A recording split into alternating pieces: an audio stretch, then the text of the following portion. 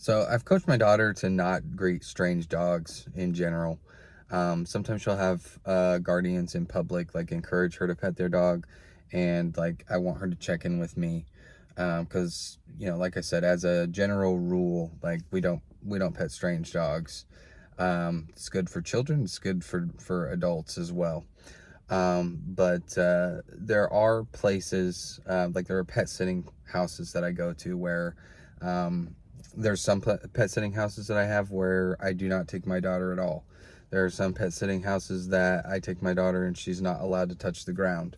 There are some pet sitting houses that I take her where I will permit her to greet the dogs there, or the dog that I'm servicing. It just depends. It depends on the history. It depends on their body language and their arousal level and all that stuff. So um, in the event that I do permit it, I'm adamant that she not pet the dog on the top of their head. This is a really domineering thing to do to a dog. Although the dominance doesn't really exist or occur like interspecifically, so like between the two species, like the way that people think, the way that people have been like taught by TV personality trainers of the early 2000s. The closest thing is probably resource guarding and possessive aggression.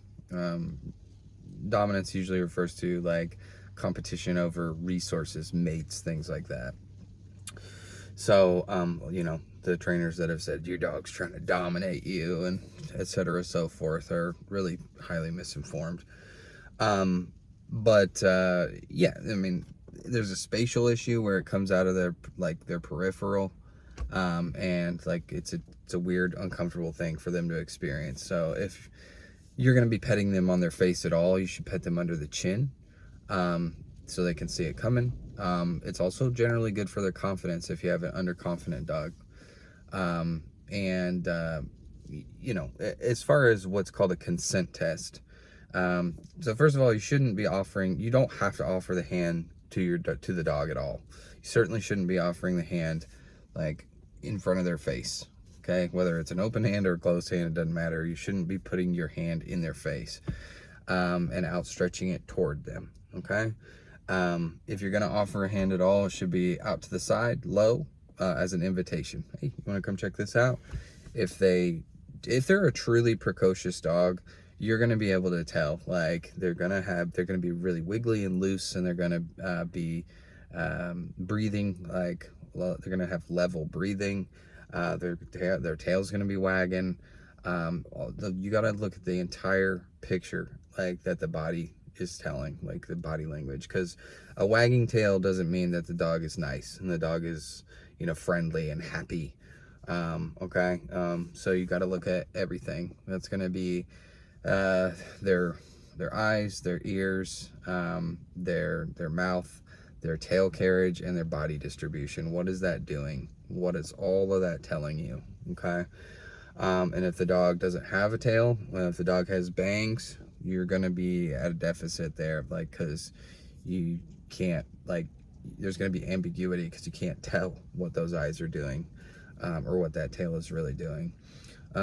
So in terms of like a consent test, if you're offering a hand, the dog will come over, initiate contact with the hand. And you can, if you're going to put hands on them, like you can put hands on them and touch them for about 3 seconds. Take your hands off. And then if that dog leans into you, if that dog returns to you, then they're wanting to continue receiving physical touch, physical attention. They're enjoying it. If the dog moves away and adds distance, they do not wish to continue that interaction. So there are dogs, like I said, that will approach with the intention of receiving attention, affection, petting, praise, whatever. And there are dogs that are also going to approach to, like, they'll decrease distance between you and them in an attempt really to get you to increase your distance. Okay.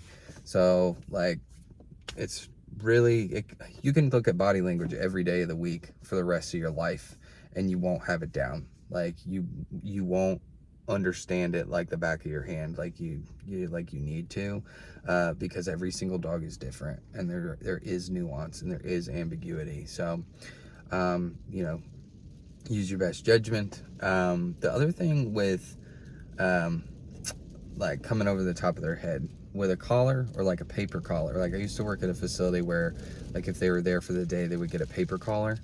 And I would see people often like come over the top of their head to put that on.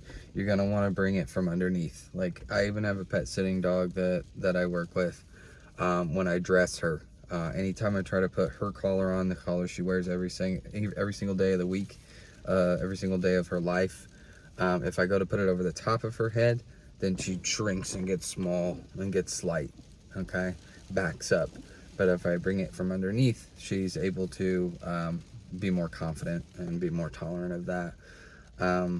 So, you know, just the directionality of the approach, like, can be really important when you're doing these things. This is a dog that's pretty comfortable with me, but when she is in her crate, I always take her collar off, like I've talked about before. So when it's time to go back outside, I always put that collar on. And then, you know, I always approach from underneath. If I wanted to condition her to accept putting it over the top of her head, like from over the top, then I would need to slow down and introduce that idea, stop short, give her a food reinforcer, or maybe like a really good, like, consistent, like, it can function as a distraction, but like you would give a pasty substance like peanut butter, cream cheese, or something like that on like a spoon, and then you can utilize your other hand to do that. You only got two hands. Once you relinquish the item, like, if you, something you need to be careful about is if you're using like a licky mat or like a Kong or something like that, and then you're also trying to futz around with your dog physically, is once you relinquish the item, that item is, for all intents and purposes, theirs now. So you have to be really careful if you're working with a suspected resource guarder, or if you don't know if they're a resource guarder, or if they're like a known resource guarder. As soon as you give that resource up, then it is now theirs. It doesn't matter if you're in your home and they're under your roof, like, and you bought that thing, it's theirs once you give it up. So when you try to put your hands on them, like, and they have a resource, if they have an item, then you can be engaging in like a competition, you know, unintentionally with them over that resource. Okay. So that's kind of what I had on my mind for that one, and thanks for watching.